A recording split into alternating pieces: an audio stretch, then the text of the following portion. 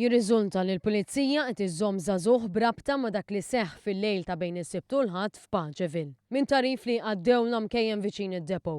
Jirriżulta li l-Pulizija imxiet sew fl-investigazzjoni brabta ma' dak li wassal biex fil-lejl ta' bejn is-Sibt u l-Ħadd diversi persuni li kienu fil-Plus One Club f'Paċeville kellhom joħorġu ħesrem. Dan b'mod li kien hemm rassa kbira li wasslet biex għexieren ta' persuni waqgħu minn taraġġ u weġġaw. Għalkemm kelliem mal-Pulizija ma konfermax l-aħbar b'mod uffiċjali, One News jista' jikkonferma li l-Pulizija tista' tkun qed tressaq lil żagħżugħ il-qorti.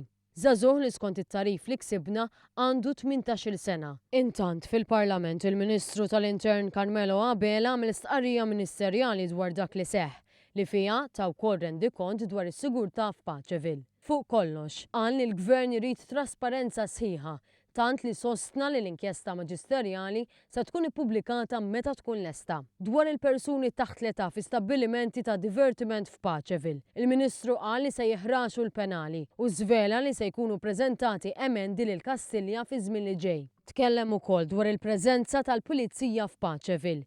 Fisser kif is-Sibt li għadda kien hemm 20 pulizija bl-uniformi u għadd oħra pajżana. Spikka wkoll id-diskors ta' diversi esponenti nazzjonalisti fosthom il-kap tal-Oppożizzjoni Simon Busuttil u l-Viċi Kap Nazzjonalista Beppe Fenekadami li spikka ton partiġjan li tkellem bih il-Parlament. Dwar dan ikkummenta wkoll il-Prim Ministru li tenna d-dispjaċir tiegħu għal-lingwaġġ tal-Oppożizzjoni li donnu sar jiddispjaċija jekk xi ħaġa ma tmurx ħażin.